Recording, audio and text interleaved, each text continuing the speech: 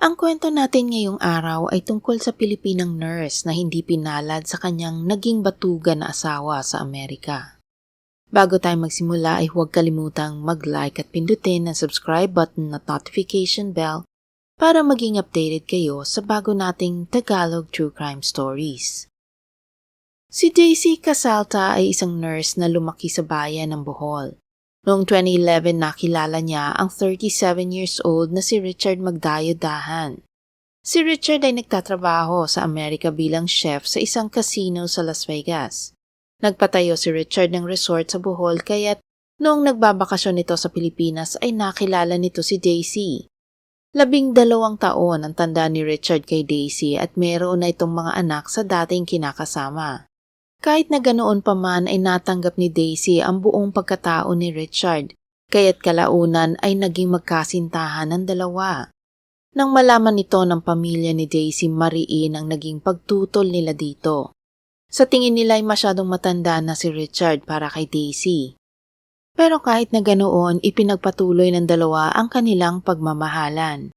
Umalis na sa poder ng kanyang mga magulang at nag-live-in sina Daisy at Richard. Halos 7 buwan nagsama ang dalawa hanggang sa nagdesisyon na silang magpakasal. Nang malaman ito ng kuya ni Daisy na si Ramil, hindi niya ito matanggap. Magmula kasi ng bata pa, siya na ang nagbabantay sa kapatid. Sa katunayan, ilang beses nang muntik mapahamak si Daisy kung hindi lamang siya nasagip ng kanyang kuya. Para kay Ramil, tungkulin niyang protektahan ang kapatid mula sa anumang kapahamakan. Maging ang mga magulang ni Daisy ay hindi pumayag sa pagpapakasal nito kay Richard. Ayon sa tatay ni Daisy, may kakaiba siyang nararamdaman sa pagkatao ni Richard kaya hindi niya ito gusto para sa anak. Isa pa ay mapapalayo rin sa kanila si Daisy kung sakali dahil sa Las Vegas balak manirahan na magkasintahan. Sa kabila ng lahat ng pagtutol, ipinaglaban ni Daisy ang pagmamahal niya kay Richard. Kaya't hindi na siya napigilan ng kanyang pamilya sa kanyang pagpapakasal. Lumipad patungong Amerika ang magkasintahan. Noong October 2011 sa wakas ay ikinasal ang dalawa sa Las Vegas. Naging maayos ang pagsasama nila kahit naninibago pa at nag-a-adjust si Daisy sa buhay sa Amerika. Ngunit makaraan ng ilang buwan kinailangang maghanap ng maayos na trabaho ni Daisy dahil nagkataon na si Richard pala ay isa sa ilalim sa isang kidney transplant. Kaya't habang nagpapagaling ay hindi siya maaaring magtrabaho. Dahil likas na masipag at mabait si Daisy, naging madali para sa kanya ang magkaroon ng mga kaibigan at makahanap ng maayos na trabaho bilang nurse sa Life Care Center sa isang nursing and rehab facility doon. Hindi nagtagal unti-unting napapansin ni Daisy ang kakaibang ugali ng kanyang asawa. Nagsimula na din ang mga away sa pagitan nilang dalawa dahil sa pera. Kahit na walang trabaho si Richard ay kailangan niyang tustusan ang gastusin ng mga anak niya sa dating karelasyon at nakukuha niya ito sa kita mula sa pinatayong resort sa Pilipinas. Bukod doon napansin ni Daisy na madalas kausap ni Richard ang dating kinakasama. Nagduda na ang Pilipina dahil sa tingin ni Daisy, hindi lang sustento ang pinag-uusapan nila. Kaya't lumala ang alitan sa pagitan nila Richard at Daisy. Nagsimula na din saktan ni Richard si Daisy sa tuwing sila ay mag-aaway. Hanggang sa isang araw napagpasya na ni Daisy na makipaghiwalay kay Richard. Kalagitnaan ng taong 2013 nagsimula na si Daisy na humingi ng diborsyo mula sa asawa. Napuno na kasi ang Pilipinang nurse dahil pasikretong kinukupit na pala ni Richard ang perang kanyang pinaghirapan at ito ay binibigay sa dating kinakasama para panggastos sa pangangailangan ng mga anak niya. Tila naging batugan at umasa na lamang si Richard kay Daisy.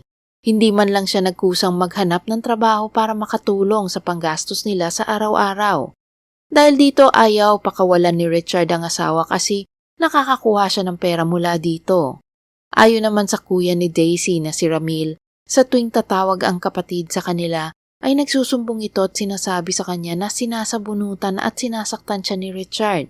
Bukod doon pinagbabantaan din si Daisy na papatayin pati na ang kanyang pamilya sa Bohol kung siya ay tuluyang iiwan ng asawa. Hindi pumayag si Richard sa hiwalayan dahil para sa kanya hindi katanggap-tanggap ang divorce. Katwiran ni Richard ang mga magulang niya ay naghiwalay lang nang mamatay ang kanyang tatay.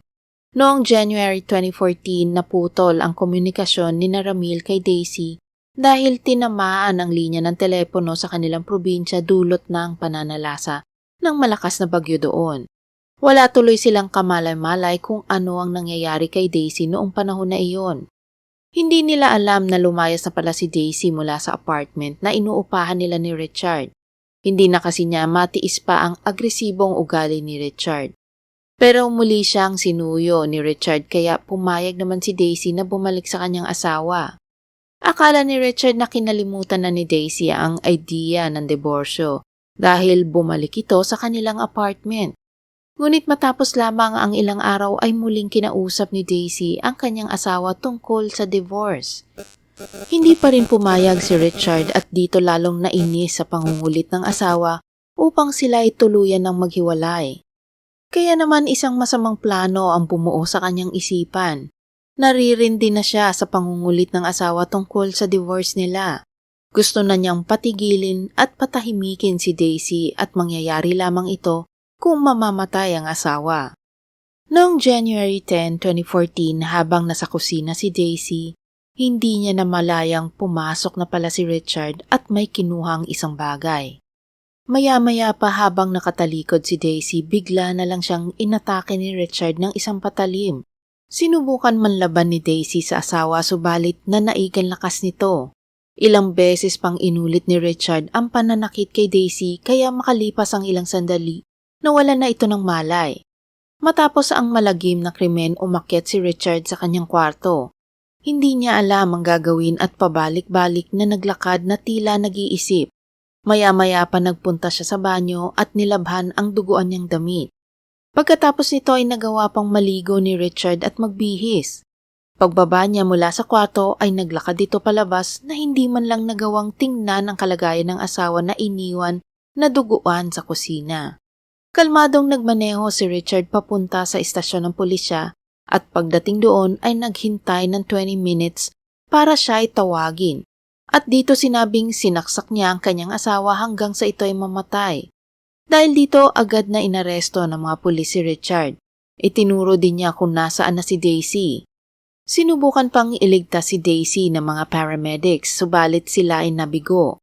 Sa Pilipinas, hindi akalain nila Ramil na isang masamang balita mula Amerika ang kanilang matatanggap tungkol sa pagkamatay ni Daisy. Labis na nagdalamhati ang pamilya ni Daisy at nadagdagan pa ito ng pagkamuhi nang malaman nila na si Richard ang may kagagawan sa nangyari sa kaanak. Base sa police report, nagtamo ng 10 saksak sa katawan at mukha si Daisy na tila inatake ng isang hayop ang biktima. Sa interogasyon, inamin ni Richard ang buong pangyayari. Hindi naman makapaniwala ang mga pulis sa mga detalyeng inilahad ni Richard. Habang ikinukwento niya ang pangyayari ay wala man lang nakitang bahid ng pagsisisi kay Richard. Agad na kinasuhan si Richard ng first-degree murder. Ngunit dahil siya ay may mga tinamong mga sugat, dinala muna ito sa ospital para ipagamot at pagkatapos ay ikinulong. Hindi naman siya pinayagan na makapagpiyansa dahil sa tindi ng nagawa. Isang buwan matapos ang pangyayari, nasundo na rin ng pamilya ni Daisy ang kanyang mga labi sa tulong ng mga kaibigan at mga taong nagboluntaryong magbigay ng donasyon para maibiyahe ang labi ng Pilipina pabalik ng Pilipinas. Ayon sa mga kaanak ng biktima, ilalaban nila ang kaso at gusto nilang makulong habang buhay si Richard para habang buhay niyang pagdusahan at pagsisihan ang ginawa. Noong February 2014, umamin si Richard na nagkasala sa kasong first-degree murder. Ayon sa nasasakdal, ginawa niya iyon para hindi matuloy ang diborsyo na hinihingi ni Daisy dahil 2 taon pa lang silang kasal. Dagdag pa ni Richard na kung ibabalik man ang panahon at mabibigyan siya ng pangalawang pagkakataon, ay uulitin pa rin niya ang nagawang krimen. Matapos ang paglilitis noong 2016, nahatulan si Richard ng habang buhay na pagkakakulong para sa pagpatay niya sa asawang si Daisy.